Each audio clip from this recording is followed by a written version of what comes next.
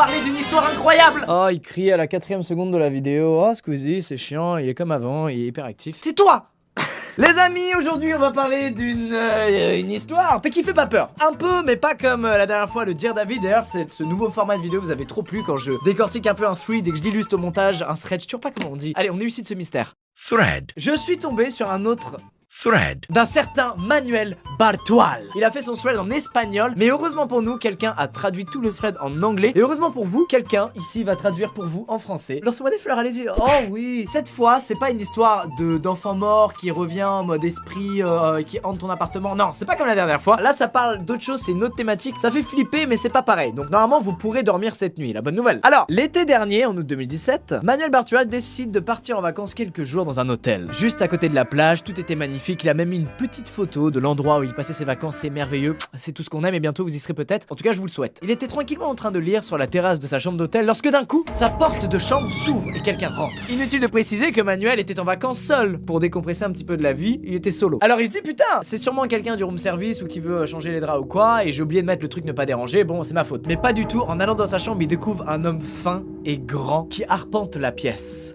Là, ça commence à faire peur, je vous l'accorde. Manuel est un peu rassuré parce que le mec n'a pas l'air agressif, il a juste l'air paumé, genre il sait pas où il est du tout. Alors Manuel s'approche de lui pour lui parler et là il lui chope le bras. Manuel sursaute et le gars se met à lui parler très vite, mais ce qu'il dit c'est totalement incompréhensible. Je n'aime pas vraiment parler de ces catégories arbitraires.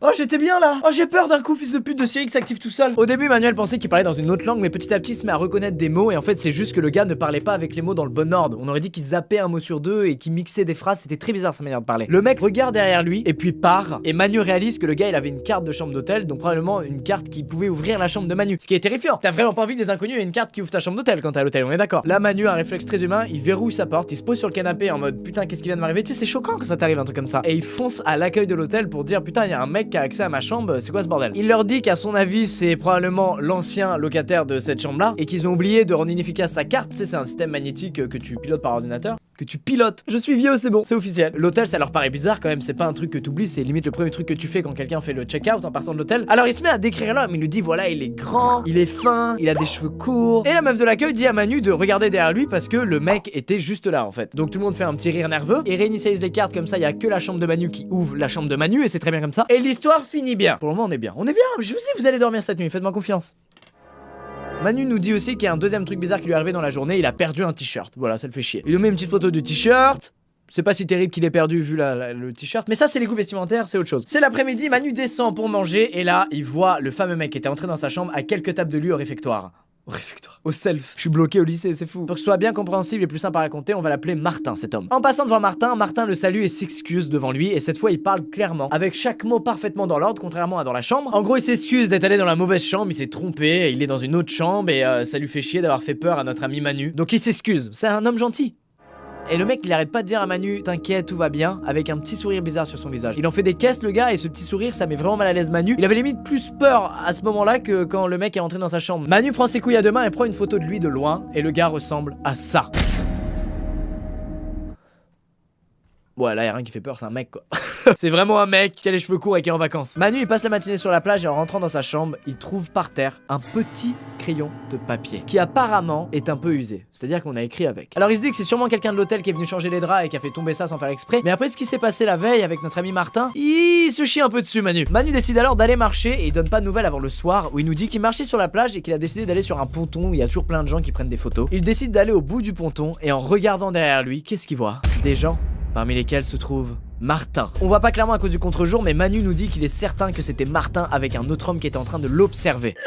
C'est glauque. Il décide alors d'aller les voir et au moment où il se met à marcher vers eux, ils font demi-tour et ils partent. Ce qui lui fait le plus peur, c'est que l'homme qui accompagnait Martin, il portait le t-shirt que Manu a perdu la veille et n'avait donc aucun style puisque ce t-shirt est dégueulasse. Il revient et nous donne des nouvelles en nous disant que il trouve qu'il a un peu paniqué, que ça se trouve Martin c'était pas du tout l'un des deux mecs qui était sur le pont, que l'autre c'était juste un hasard qu'il ait le même t-shirt. Bref, il rationalise le truc parce que ça fait 4 jours qu'il lui est rien arrivé, donc il commence à être un peu en confiance. Il décide alors d'aller se détendre en nageant à la plage et à son retour, il nous dit qu'il s'est passé un truc. Il dit qu'en sortant de l'eau, il est tombé sur un mec qui portait le même t-shirt que celui qu'il a perdu. Et il a l'impression de reconnaître cette personne puisqu'il pense que c'est celle qui accompagnait Martin sur le ponton. Il décide alors de le prendre en photo à 2 reprises. Il finit de manger, il paye, il quitte le bar. Manu prend vraiment en filature notre ami inconnu. Il le suit jusqu'au supermarché dans lequel il se rend. Et là Manu pète un câble, il prend une vidéo du mec et il se trouve que le mec a exactement la même gueule que Manu. Pour nous aider, Manu il met une photo de lui juste derrière. Et effectivement c'est troublant, il se ressemble énormément. Il perd sa trace en sortant du supermarché et il est vraiment choqué le Manu parce que la zone elle est toute petite. Il y a genre un bar, un restaurant, l'hôtel, la plage. Et il y a pas grand chose à faire à côté. Il nous dit que ce mec là sa journée c'était aller à la plage. Juste derrière on l'a vu, il a commandé un burger et un soda. Et juste derrière il est allé acheter de l'eau à un supermarché. Et ce qui a énormément stressé Manu, c'est que c'est exactement ce que Manu a fait le premier jour où il est arrivé là. Dans le même ordre. Manu rentre à l'hôtel et il y a cette histoire de crayon de papier qui le stresse. Il a retrouvé ça au milieu de sa salle de bain. Il sait toujours pas ce que ça foutait là, qui l'a mis là. Alors Manu il se met à chercher où le gars aurait pu écrire.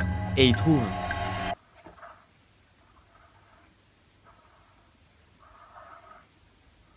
Alors, sur du PQ, oui c'est drôle, sauf que Manu il rigole pas trop parce que ça montre qu'il y a vraiment quelqu'un qui est venu dans sa chambre et qui a marqué un putain de truc. Et Manu dit un truc très vrai, il dit si quelqu'un voulait me dire quelque chose et qu'il voulait qu'il y ait que moi qui le lise, y a aucun meilleur endroit que marquer ça dans le rouleau de PQ. Mais c'est vrai. Alors Manu déroule complètement le rouleau au cas où et s'aperçoit qu'il y a des mots marqués sur chaque feuille. Il place les mots dans un ordre qui veut dire à peu près quelque chose selon lui, mais il demande de l'aide aux gens parce que c'est bizarre. Ça lui rappelle la manière dont le gars qui est venu dans sa chambre lui a parlé. Alors sa communauté l'aide à résoudre ce putain de mystère du PQ. Et même s'il y a des mots qui peuvent être changés et ça garde du sens, globalement la phrase c'est ça. Tu es en danger, il n'y a plus aucun espoir pour moi mais tu peux encore te sauver. Va dans l'autre chambre et ne la quitte plus, ce n'est pas une blague. Putain, le coup de pression, sa mère. Le message, c'est vraiment un putain d'avertissement. Alors ça le stresse, parce que dans le meilleur des cas, c'est une prank très élaborée d'un mec. Et c'est très traumatisant de se dire, putain, quelqu'un est entré dans ma chambre et a écrit ça pour me faire peur, me faire un canular. Ou alors c'est vraiment quelqu'un qui veut m'avertir d'un truc et c'est encore pire. Donc notre Manu, là, il est en PLS, vraiment. Manu se met alors à penser qu'il y a 2 Martin. Pourquoi il pense ça alors que c'est la même personne physiquement? Parce qu'elle parlait tellement différemment quand il l'a vu dans sa chambre par rapport à quand il l'a vu au breakfast qu'il est convaincu que c'est pas la même personne. Sa chambre étant 328, il se dit que la seule autre chambre qu'on peut faire avec les numéros 3, 2 et 8, ce serait la chambre 238. C'est la seule possibilité puisque dans l'hôtel il n'y a pas de chambre 800 et quelques. Manu prend alors son courage à deux mains, il décide d'appeler cette chambre et une femme décroche et parle en allemand. Hallo? Et il pense alors que c'est une fausse piste et que ça doit être une autre chambre dont le message parlait. Manuel va se coucher, le lendemain matin il va se balader, l'après-midi il reste dans sa chambre se reposer, repenser à tout ça, ça le stresse beaucoup. Il nous explique que sa chambre a vue sur l'une des 2 piscines de l'hôtel et il dit un truc flippant, il dit qu'il est convaincu d'avoir vu l'autre Manuel l'observer depuis la piscine. Ce qu'il appelle l'autre Manuel, c'est le mec qu'il a suivi jusqu'au supermarché plus tôt auparavant et qui lui ressemble énormément. Il décide de prendre une vidéo pour nous montrer ça et il prend soin d'éteindre la lumière de sa chambre avant pour pas que l'autre Manuel le voie.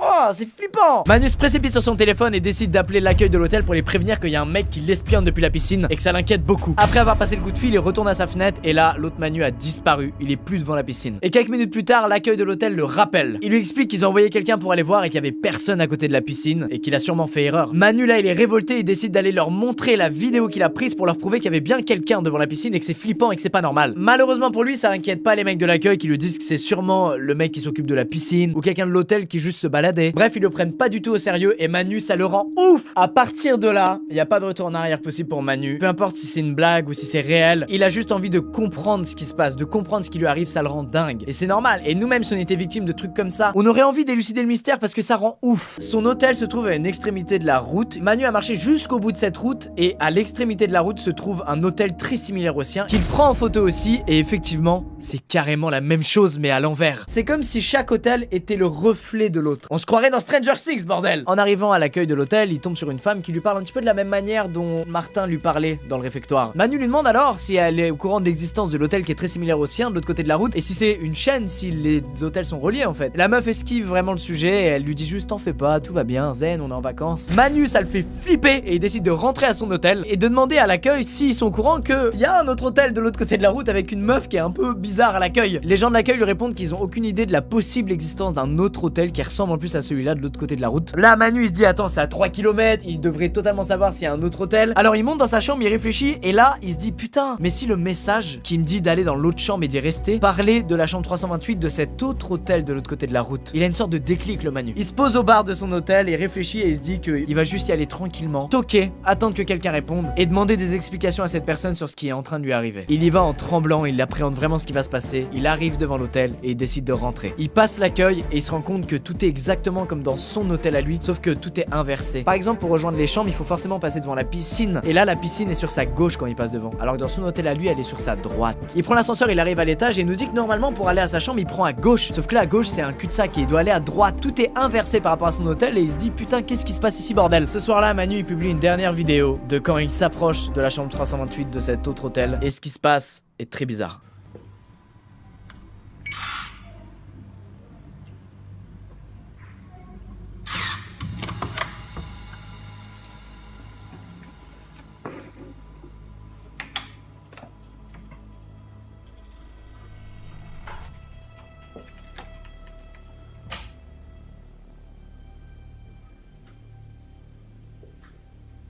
Hein?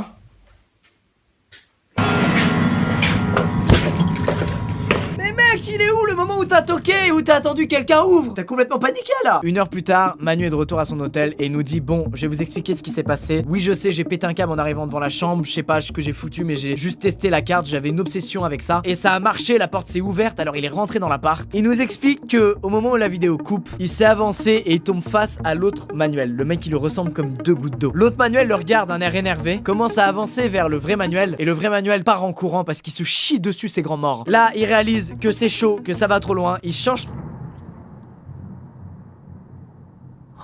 Je vais faire un arrêt cardiaque dans cette vidéo. Mais mon gars, je suis en sueur là. Je vous raconte un truc terrifiant. Tout seul dans les bureaux parce qu'il est 21 h, y a plus personne. Et y a un putain d'orage hyper vénère dehors. Et il pleut à torrent. Putain, je vais ouvrir la porte, y aura Squeezie 2 qui sera derrière, c'est sûr. Oh, finissons-en, bordel. Il se dit, ok, c'est mort, je reste pas ici plus longtemps. Il avance son retour. Le lendemain, Manu, il va à l'aéroport et la personne à l'accueil de l'aéroport lui dit, bah vous êtes seul parce que vous avez réservé pour 2. Alors qu'il a réservé tout seul, il a pris qu'un billet. Alors Manu, il comprend pas, il est confus et au final, il peut prendre l'avion et rentre dans l'avion. Et il rentre chez lui. Wouh, c'est fini, yes. Et Squeezie peut rentrer chez lui aussi car c'est la fin. Hélas, non. Et ce qui suit est encore pire. En arrivant chez lui, le portier lui dit putain, vous êtes rentré beaucoup plus tôt que prévu, alors vous avez fait vite. Et Manu comprend pas puisque ça fait 1 semaine qu'il est parti. Alors il lui dit mais qu'est-ce que tu racontes, ça fait 7 jours. Et le portier lui répond bah non mec, t'es parti il y a vraiment quelques minutes. Et en plus de ça, tu m'as laissé un petit paquet à te donner quand tu reviendrais. Alors tiens, je te le donne. La Manu, il comprend rien. Il prend le paquet qui est pour lui, il monte dans son appartement et il pose ses affaires. Il décide d'ouvrir le paquet et il découvre juste son profil Twitter imprimé. Et en retournant la feuille, il y a un message qui est marqué et qui dit arrête d'écrire tout ça, ça se termine ce soir. Tout va bien. Il se chie dessus, alors il décide d'aller acheter à manger. Il retourne chez lui et là en regardant par la fenêtre, qu'est-ce qu'il voit? Bah la vidéo sera plus explicite que mes mots.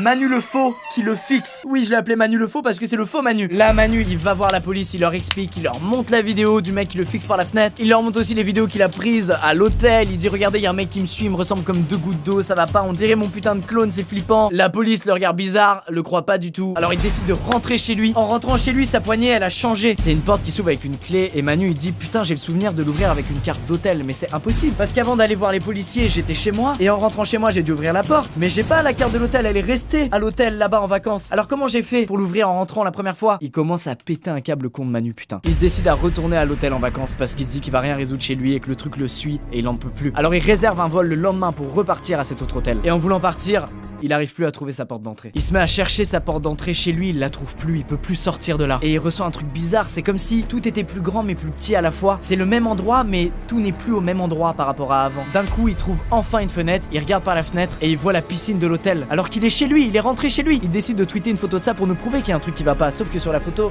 nous on voit juste sa rue, on voit pas du tout la piscine. Là, Manu dit qu'il entend quelqu'un chez lui, il pense qu'il est pas tout seul. Il réussit à se réfugier dans une salle de bain. Mais elle ressemble pas à sa salle de bain, c'est un autre endroit. C'est un mélange entre la salle de bain de la chambre de l'hôtel et sa salle de bain à lui. Le faux Manuel ouvre la porte de la salle de bain, regarde Manuel qui est au sol, sans bouger. Il comprend pas ce que l'autre Manuel veut, il bouge plus. Et il réalise qu'il y a aucune solution à son problème, que il va y passer, mais que peut-être il peut prévenir le prochain locataire de cette chambre d'hôtel. Alors il décide de sortir son stylo et de trouver un endroit où marquer un message d'avertissement que seul le prochain locataire pourra lire. Et il trouve où il pourrait marquer ce message. L'histoire recommence encore et encore. Et là il écrit un message avec la même manière dont s'exprimait le mec qui était rentré dans la chambre de Manu pour la première fois. Les mots sont pas dans le bon ordre, c'est bizarre. Merci pour tout. J'aurais aimé ne jamais me rendre à cet hôtel. Si seulement j'avais écouté avant le message de peut-être que j'aurais été sauvé. Fin. Wow! Petit débrief pour ceux qui n'ont pas trop réussi à suivre, qui n'ont pas trop compris, ou peut-être parce que j'ai mal expliqué, je sais pas. Cette histoire elle est dure à raconter parce que là on parle pas juste de preuves qu'il y a un esprit qui te hante, ce qui est assez classique, hein, Paranormal Activity, Conjuring, tout ça, on connaît ces histoires là d'esprit, de possession démoniaque. Là c'est différent en fait, c'est comme si un mec, c'est un peu relié à Stranger Things, c'est comme si un mec s'était retrouvé bloqué entre plusieurs dimensions. Vous savez, il y a plusieurs dimensions, plusieurs réalités, c'est-à-dire, je vous l'avais déjà dit en plus dans une vidéo, je crois, théorie du complot. Par exemple, dans une autre réalité, je suis boulanger, dans une autre réalité, vous êtes agriculteur. Du coup, on suppose simplement que Manu est resté bloqué entre deux réalités, c'est pour ça que l'espace arrête pas de bouger autour de lui, et que cet autre Manu qu'il a aperçu prendre sa glace, aller faire les courses, et ben c'était juste lui le premier jour en fait. Et l'histoire se répète en boucle, Manu arrête pas d'apercevoir Manu. Ah c'est génial, bref je vais pas tout vous expliquer,